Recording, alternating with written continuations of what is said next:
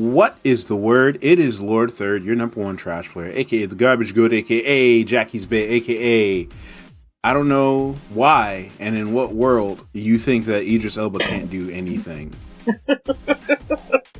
Like he can do anything and everything. And I am fortunately joined here with Idris Elba's little brother. Idris Elba's clone, I might add. Someone who's got to go fast, kicking up ash, the king of dreams, looking so clean and mean, trying to get all them rings. And we are... The Slot Guys, delivering the hottest of hot takes on all things nerdy and culture. And we are talking about Sonic the Hedgehog 2, which hit theaters a couple weeks back.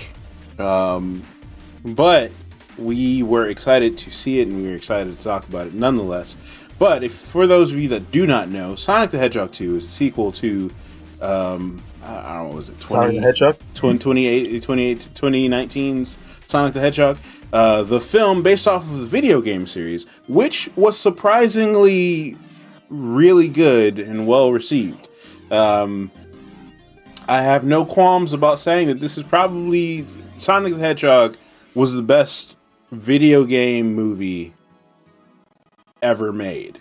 I have no issues with saying that. I don't care if you can talk about Mortal Kombat or Tomb Raider or whatever all you want to. This was probably the best video game movie ever made. And I say that having had no faith in the movie, and I just so happened to watch the movie late last year, and it was really good. So, with that being said, Sonic the Hedgehog 2 is the sequel to that movie. It features a return of actors Jim Carrey, Ben Schwartz, is it James Marsden? The guy who's always talking to CGI creatures. Yeah. And Tika Sumpter. I wonder what his set was like. Like, he's always just kneeling in front of something, and he has to just emote in front of nothing. Yeah. It is. It's a funny situation because Marsden has just been in a lot of movies where he's talking to stuff that's not actually there. I don't know if this is based off of his actual experience, but he was in that that bunny movie. It was like Hop or something like that. Yeah, was he in Paddington Bear too? So I wouldn't be surprised if he was. I wouldn't be surprised, but I don't think he was in Paddington because you need British people talking to nothing. Oh, that's right. He didn't meet that piece of criteria there. Yeah, unfortunately. But it also features new voice talents of Colleen O'Shaughnessy as Tails, and none other than the Idris Elba as Knuckles the Echidna. And I gotta say, I didn't know what they had. I trusted that it was going to be fun, right? The first movie was fun. It was enjoyable. But man, this was a very enjoyable movie for me. I don't know, King. What's your thoughts? Well, I gotta say this, First guys. First impressions is I'm old, and you want to know how I'm old? Because this game. So what I really appreciate about what these movies have done, at least what this movie has done, is tried to model after the actual game or parts of the actual game. That Sega released back in the it's late 80s, early 90s. It was 90s. 90s. Sonic 1991, I think, was the first Sonic. Yeah, Sonic 2 came out. Yeah, it was. Sonic 2 came out 2 years later. Yeah, 2 years later, which I was like 1 year old. But I didn't play it until I was like 6 or 7 when it came out for the PC. That you could play it on the PC early on. And first off, I gotta say, guys, I was behind some kids trying to explain the story, and they actually thought that Knuckles was evil. And I have a fucking old hat, because if only they played all the other Sonic games that had come out, they would know everything that they were saying was completely wrong. However, I can't tell them. I will say this movie looked gorgeous. The CGI characters looked amazing. You could definitely tell they were there. So first impressions, the movie looked great. Honestly, they have really stepped up, and they kept it going. I was concerned on how they would make Knuckles look, and I really liked how they made Knuckles look like a beefcake. This guy hit arms, shoulders, and chest 8 times a week. This guy next to Sonic was built. This guy was a tank. And it showed in the fighting style as well. So that great attention to detail. Kind of reminded me of Sonic Boom, to be honest. Yeah, honestly, and I think that's like the big thing that Sonic Boom does have, like the Sonic Boom games actually did have, was they had good character design. I think I actually really liked the redesigns that they did for the characters, because I think like it made sense, like that Knuckles has a larger and like more like a buffer body than Sonic does. It's like this dude hits harder than Sonic but has the same frame in all the other games. Like I don't know. Makes sense. That's and it's like I get it that it's like an anthropomorphic hedgehog and an echidna, but at the same time, like there's something about like character design that really evokes like good thoughts, and it also translates well into animation, because I think that was part of the issue that a lot of the because some of the animation, there's a New Frame Plus is a YouTube channel that I really like, where they go over the some of the fundamentals of animation, and he does a better job of explaining a lot of this, because he is an animator himself. But the major thing is that like animation, part of good animation is having good character design, and as Sonic got 3D, like his overall design kind of became a hindrance to some of the animation of the game. But with that being said, I think that in this movie they did a really good job, like you said, of like Knuckles' arms are larger than Sonic's. You know, his hands are larger than Sonic. There's actually a bit in the entire throughout the movie where they handshake and he crushes other people's hands. yeah. Because they are freaking massive. So yeah, excellent point, man. Like the character designs, like you said, it makes you really think about. Actually, it gave me another level of immersion, because, like you said, the problem that I had with older games was that, like, since everyone's the same size, there's really no point in being Knuckles, considering that a Sonic is just. He's the same size. Essentially, Sonic is stronger because speed is everything, right? Yeah. This movie did a great job of not nerfing Knuckles, like I've seen what they've done in other games, such as like anything after Sonic Adventure 2. Mm-hmm. I felt as if they nerfed every other character that wasn't a hedgehog. Now, because in Sonic 2, everyone had their role. Tails had a tank. Knuckles was a treasure hunter, but he was definitely the muscle of the group, right? Yeah. They tried to bring it back in Heroes, but that game was awful. Where they had like a balance of, but essentially there was no reason to do anyone else but Sonic. Right. And then Sonic, then as you see later on, there was no other reason to cast another character than to be Sonic. And it really kind of made all the other characters obsolete, which was but it was very unfortunate considering such a colorful cast of characters. Like, I will say that as far as the roster goes, the Sonic crew is one of my favorites. Up until I'd say anything after Sonic Adventure 2. Because after that, everything's a reskin of a hedgehog for whatever reason. I don't know why. It felt like they got the Saiyan treatment. Yeah, where it was like, the only thing that we can add to this is just more of alternations of the main character. Right, exactly. It's like you're not relevant unless you're from Saiyan heritage or hedgehog heritage.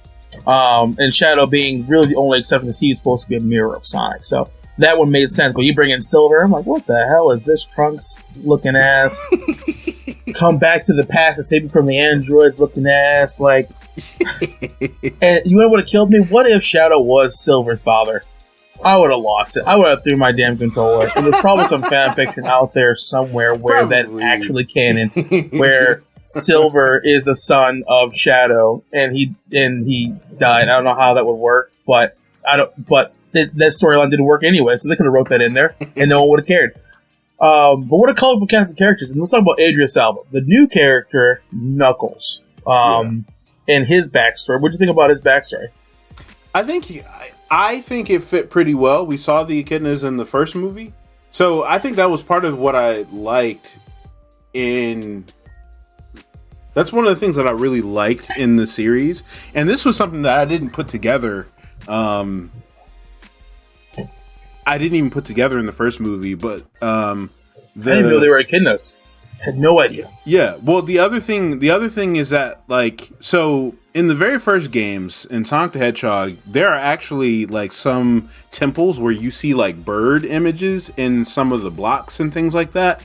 And I mean, you don't think much of it, but you're like, huh, that's interesting. But it's actually, they actually use a lot of that design motif in the movie, because you find out that in this one that, there used to be this war between like the Order of Owls and the Echidnas, and like Sonic's guardian when he was younger, who was I think it was like Longclaw is her name, but she was an owl, and it's interesting because you see that owl motif in a lot of the earlier games, and that's one of the things that I really like about this movie is that one, the director and the writers of the movie do a lot of really subtle nods to the games. There are some pretty overt ones. Like they use some of the leitmotifs of the soundtrack and some parts of the score, for example. I swear I thought they were gonna play City Escape for a second when he got. Yeah, there are bits and pieces of that, but I think one of the major things that I really enjoy is they're just like really subtle nods to the game, whether it is in the design of some of the scenes or the choreography, and they know enough of the actual lore of the game in order to adapt it into a good movie. Like, they didn't do a one-for-one adaptation of the games, right? Because in a movie format that likely wouldn't work. But they did enough where it made sense. And I think Knuckles' backstory made sense. You feel for his character, because like you get a sense of like what he's going through. You understand that one, he's a pretty good person. He's just kind of hard-headed and naive, like he is in the game. And I think that's the cool thing, is that when you make adaptations from one medium to another, the major thing, and you need to hear this, Zack Snyder, the major thing that you have to do is get the characters right. You don't have to it doesn't have to be the same story. It doesn't, like, I'm not necessarily coming to see Sonic the Hedgehog, the video game, on a TV screen or on a movie screen, because that's not fun, to be completely honest. Like, if I'm just watching, we can easily do that. We can go on YouTube and cut out all the action scenes, go to just the cutscenes. But the thing that is important is that you get the core aspects of the characters right, and they did that in the first game, in the first movie, and they did it even more in this one with the addition of Tails and Knuckles. Tails is this young kid who looks up to Sonic because they were kind of bullied, but they really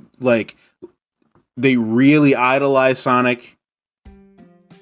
And that aspect is there. He's also smart and inventive. They nailed it. That's Tails. Knuckles is this very tribal, custom driven, sure of himself, powerful hothead who is naive and easily fooled. And they did it. That's him. They got him. And that is part of the reason why they do these characters well. And that's, I gotta bring it up, but Jim Carrey as Robotnik is like, if you were trying to have I love what they did with Jim Carrey in the first one and in the second one, in that if you tried to do a 1-for-1 like Robotnik, it would not work. There's no way that if you took that character too seriously, then it would not fit. If there was like this super brooding Dr. Robotnik that was megalomaniacal, that would not be fun and it would not be enjoyable. But you can see Jim Carrey just hamming it up as Dr. Robotnik in these movies. And it makes sense of the story, though, too. Yeah. And it's like, and I think the funniest thing too is that there's enough of the contrast of Dr. Robotnik and just like normal people, where it's like normal people clearly recognize that there's something wrong with this dude. Yep. And so yeah, I think there's just like I think the fact that they really it's just adapted well, right? They get the core of the characters right. They're not betraying who the characters are at the core, and it is enjoyable. It's fun to watch. And I think that was the really cool thing, even just like in seeing the character dynamics. And one of the things that I was kind of worried about as I was watching it, because James Marsden and Tika Sumpter, they play the basically Sonic's guardians or Sonic's parents, right? Like in adoptive parents. Yeah, his adoptive parents on Earth. And like they were great in the first movie, like they had like full roles. But I was kind of worried because at the beginning, like they're going to I forget what Tika Sumpter's her character's name. I'm just gonna call her Tika. I think it was like Maddie or something like that. But anyway, like they're going to her sister's wedding, who hates James Marsden's character.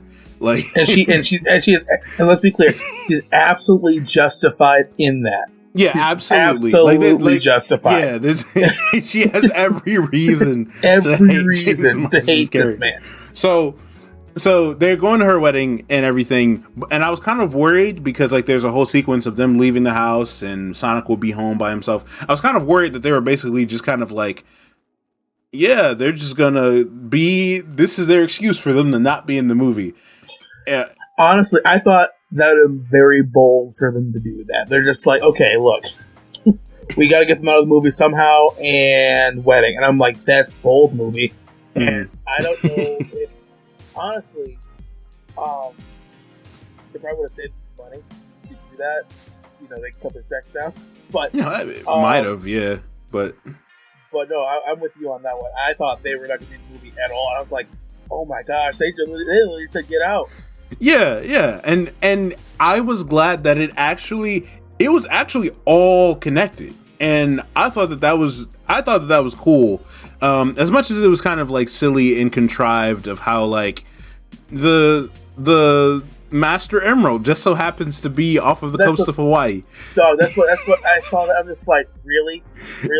That's really lucky that they went to a wedding that was next to the Master Emerald, because that would have been really inconvenient for Sonic to have to run across the world.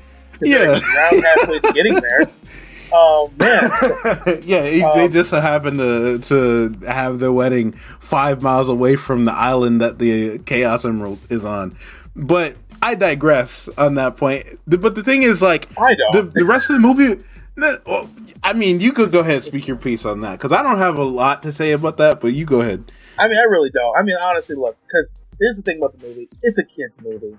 It's a kids' movie, and so like, here's the thing: I don't actually dislike what they did, because they had to figure out a way to get Sonic there.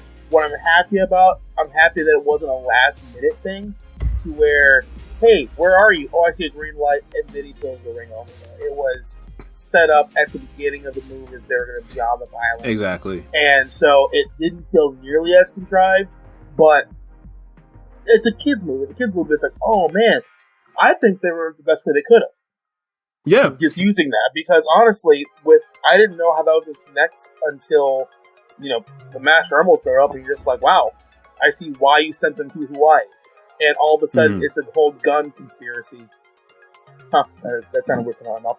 The organization's gun conspiracy. So to get all the characters there, but it was all set up though. So I really appreciate that writing wise. So as much as I thought it was very contrived for the Master Emerald to be there, it's contrived that it was on Earth to begin with. So if I have a problem with it being in Hawaii, I also have to have a problem that it was on Earth. I mean, she did purposely send him to Earth. I know the she first movie. did. So it's like, I know she did, but out of all the plans, it's like one of those things where it's like, it's one of those things where it's by chance. And it's like, if I had a problem with one of these things being by chance, I just have a problem with everything that is by chance. Like, and the thing why did by chance they decide to hide the Master Emerald on Earth? Right. And the thing that I was going to say is just that when the rest of the movie is fun, when you're enjoying it, when everything else like in the world, makes sense. Like it doesn't matter if it makes sense in our world, right? Like that's not the point. But everything made sense within the movie for the most part. It was like it still made sense even in that context too.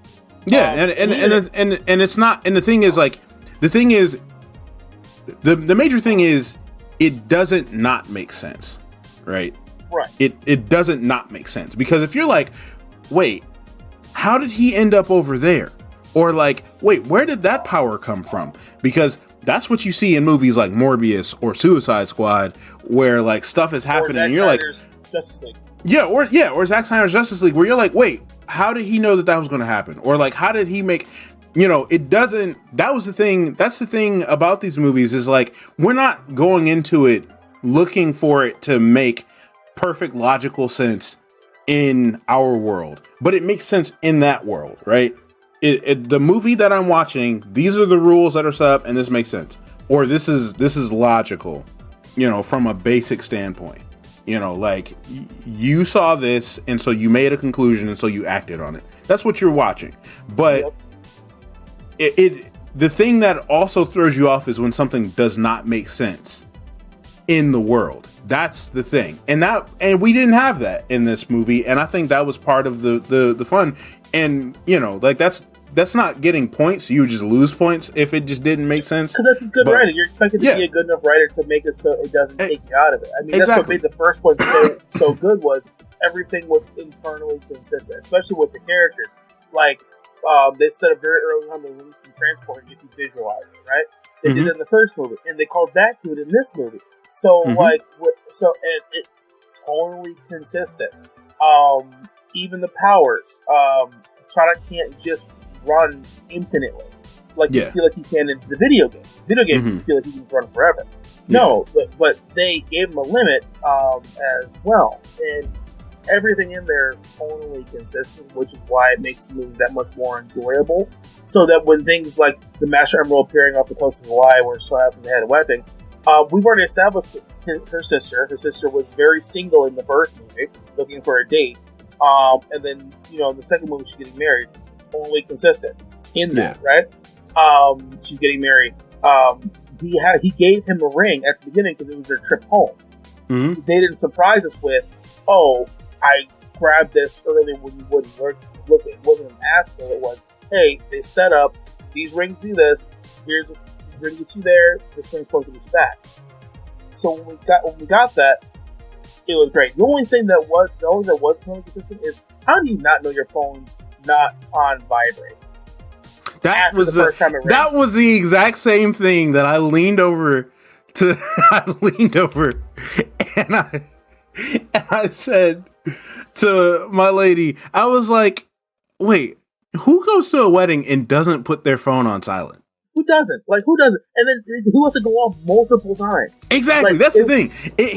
He picks it up the first time. Everybody gives him the stink eye, and he leaves the ringer on. Right.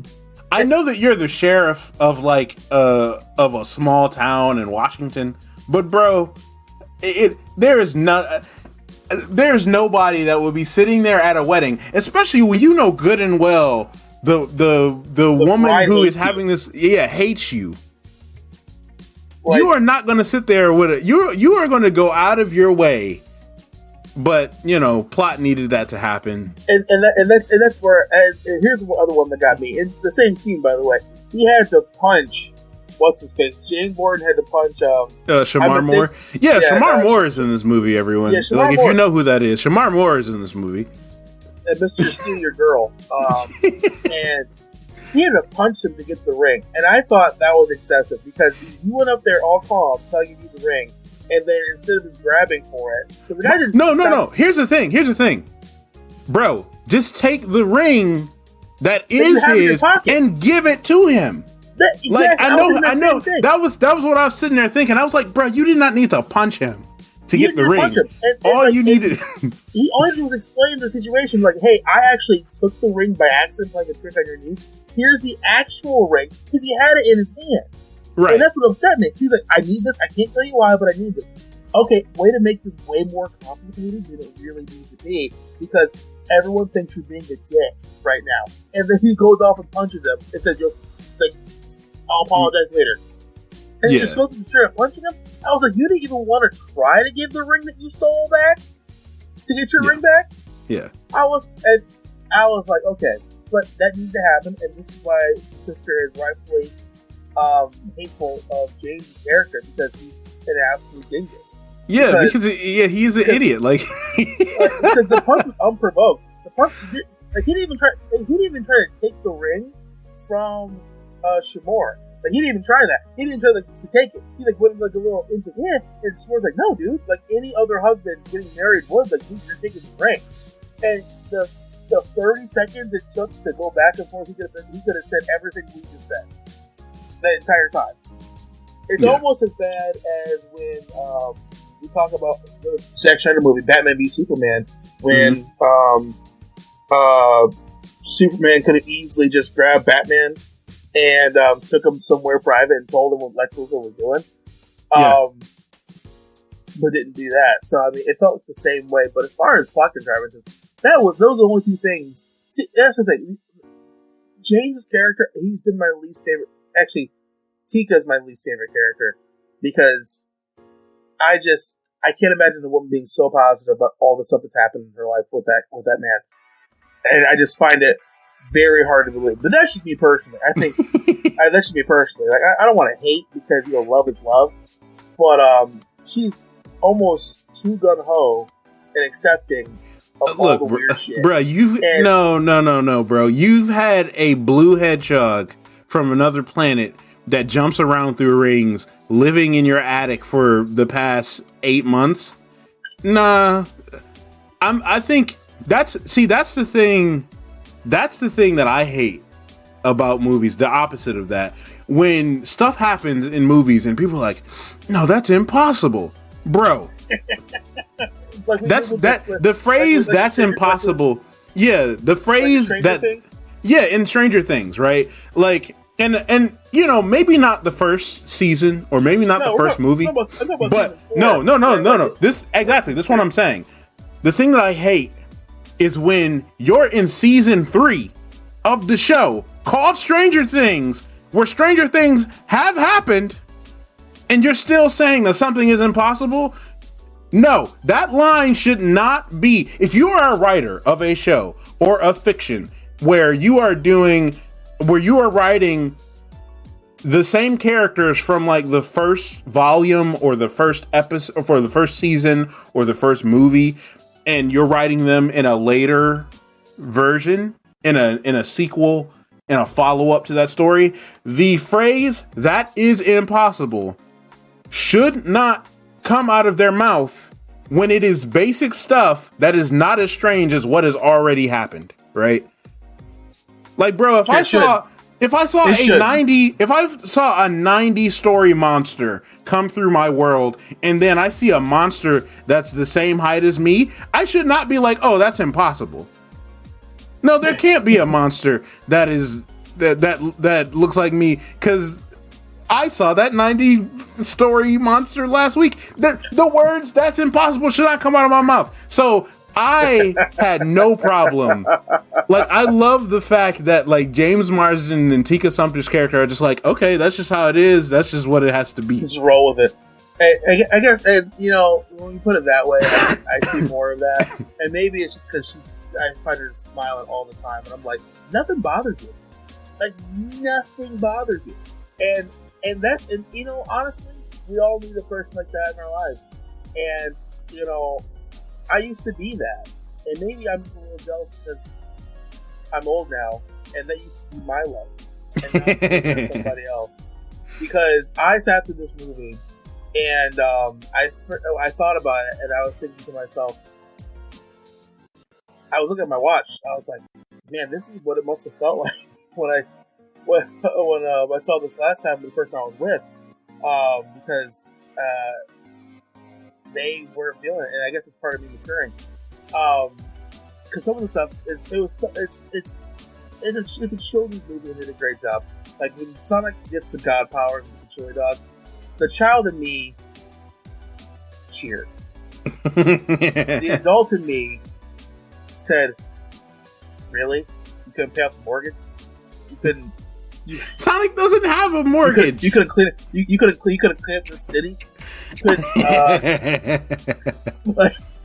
And I felt myself think to myself, I'm a real sour adult now because I'm upset that this child, he's a child canonically in the movie, he's a child canonically with his god powers, decided to conjure a chili dog. No, he didn't. He didn't conjure a chili dog. He conjured 3. Sorry, conjured 3 chili dogs, and not just one for himself, 2 for Knuckles, maybe 1 for Tails. I don't know how we wanted to split it up, but he did it for him and his friend. That is something my 9-year-old self would do, and my 30-year-old self would tell me, "What the fuck are you thinking?" And I could see that I was having an internal battle with myself. I had to catch myself and remind myself, this is a children's movie. Let Sonic live his best life. I almost got upset that he got a chili dog. I had to catch myself. And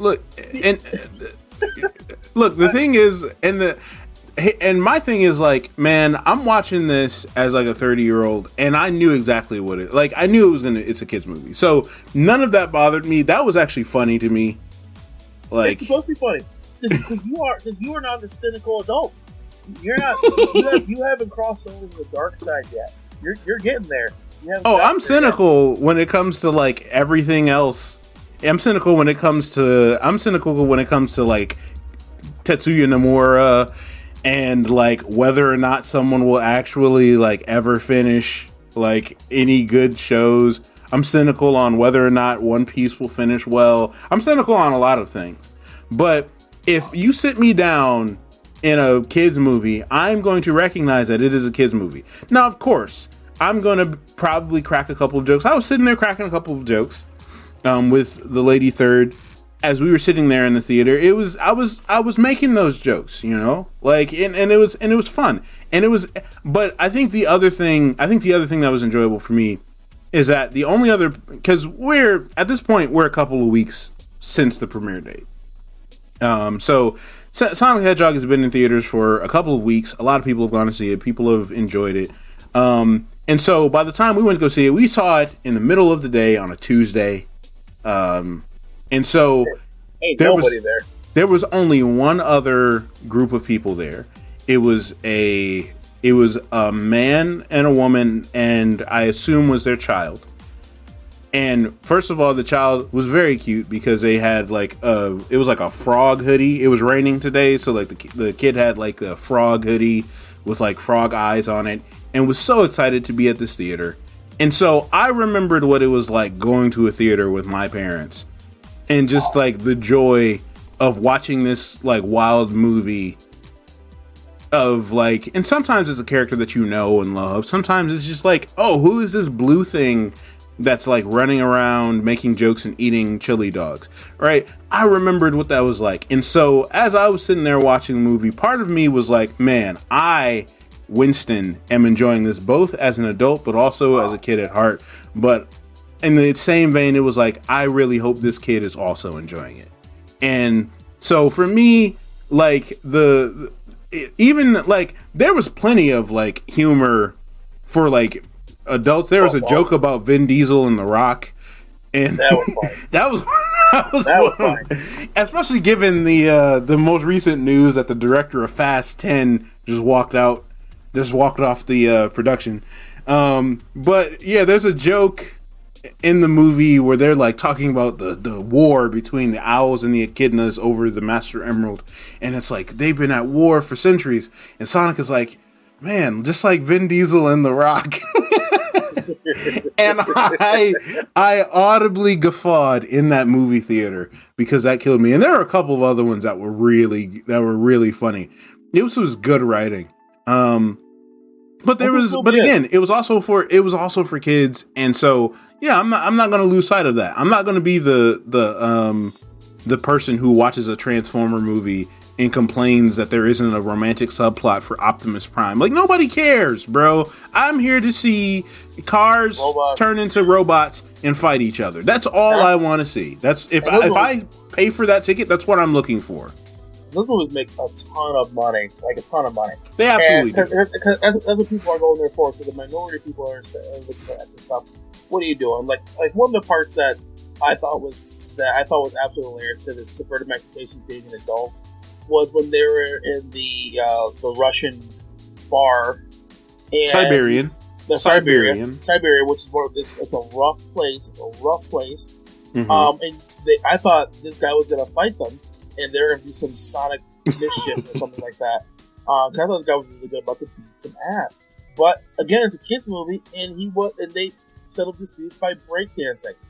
And I thought, wow, what great writing to have something like something where it's serious but with a lighthearted twist. Because it's a kids movie. Instead of being violent, what do? What else do you battle with? Dance move. It was something humorous for kids. It showcased character between Sonic and Tails. Tails' ingenuity and his lack of confidence. Sonic being a leader and also being a great breakdancer like he is in the video games. Which I thought was a fantastic nod. I don't know where Tails learned to do that, but whatever. But I thought that was one of those you want to know something? Yeah. I immediately thought of you when it turned out that was a dance battle, because a lot of people don't know this, but a lot of times, almost every time, King, I, and Young would go out in college, there was almost always like a 99% chance that at some point King would dance battle somebody. And look, guys, I would get challenged to a dance battle, okay? They would just be happening. There were occasions like somehow it would be there, but I always found myself in them and being challenged to them. Like, it's like when you see, it's like Street Fighter. Like, Ryu's walking on the street, and all of a sudden, Eddie Gordo comes out, kicks him in the face, and the match is going on. Next thing you know, cool fight. That's how it was. I didn't kick him in the face, but someone does a wave, I just wave back. Next thing you know, it's a circle, and next thing you know, we're doing windmills. We're going back and forth. It just happens. It escalates, and it just is what it is. It's funny. Yeah. It's funny that you said that, because I turned over to my lady, and I was like, "It's about to be a dance battle." She's like, "What?" I'm like, "Shh, just watch." Just watch. So this leads me to my final point. Do we want to talk about the ending? This is the spoiler section. So I recommend that you jump forward about 10 minutes if you do not want to be spoiled on this movie. I'm going to give you time to do that. All right, time's up. But as we are sitting, so I kid you not, credits hit, and the lady third leans over to me, and she's like, so like what are they going to do next, and like what are they going to do? And I kid you not, immediately I'm like, they're going to introduce Shadow. Like, they introduced Gun in this, so like they've got like the government stuff. And my original thought was like, oh well, like they're going to try and like clone Sonic's power. And I was wrong about that, but I was like, yeah, they're going to introduce Shadow. And what do we see? Not even 30 seconds to a minute later, the post-credit scene is the reveal of Shadow the Hedgehog as the next character in the movies. It was funny because my lady North Korean, she's like, so there's a black one now?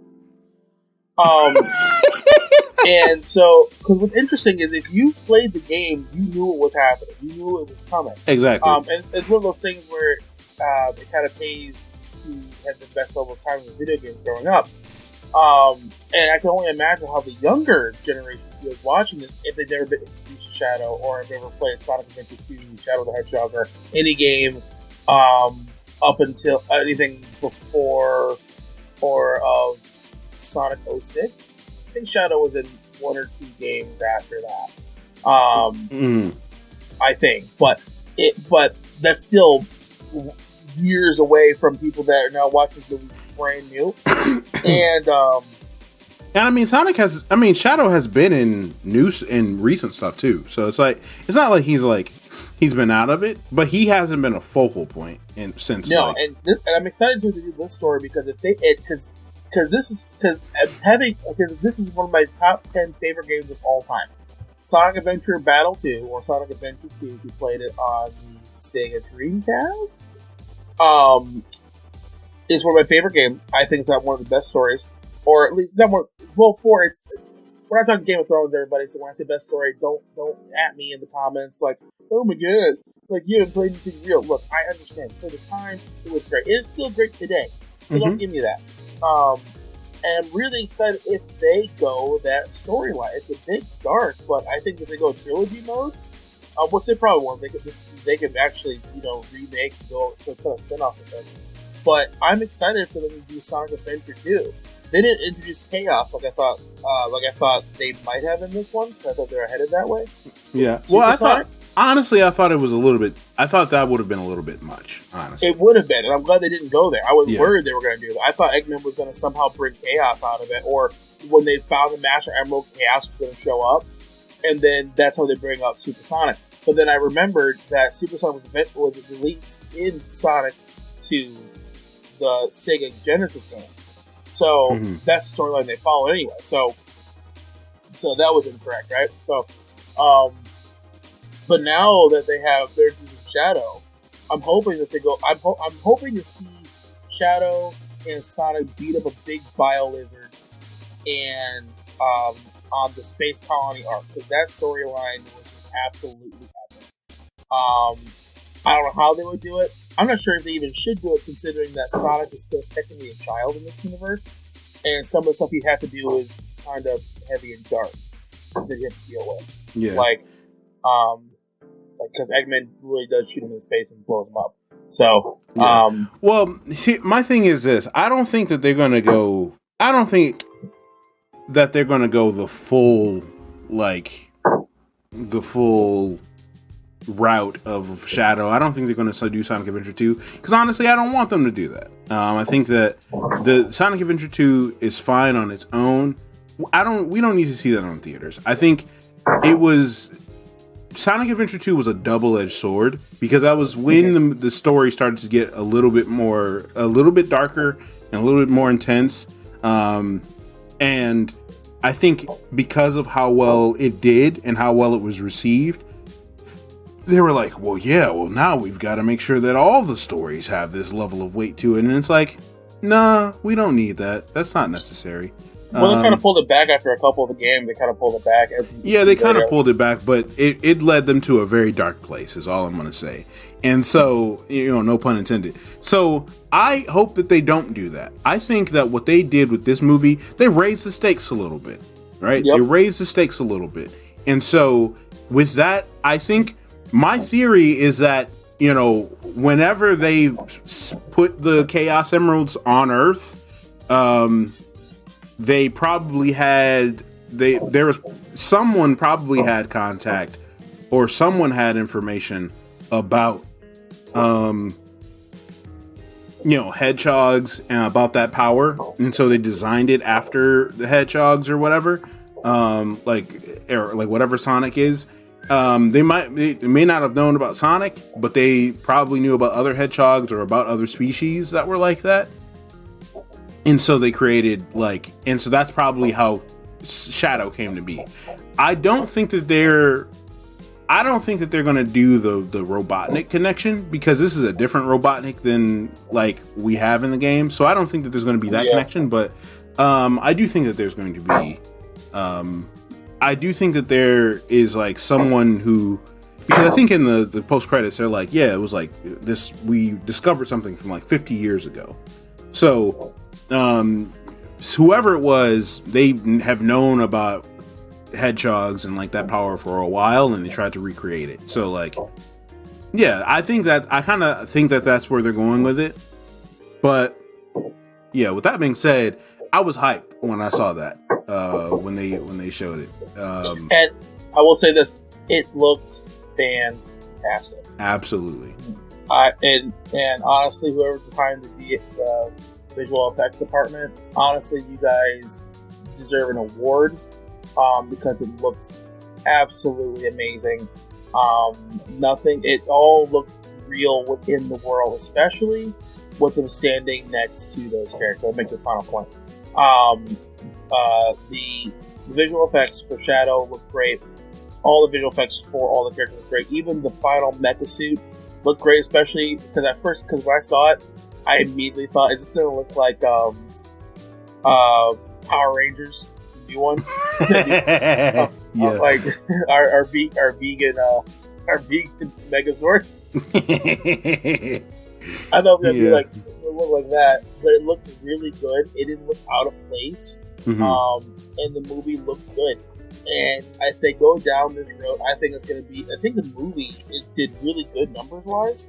What like it brought in,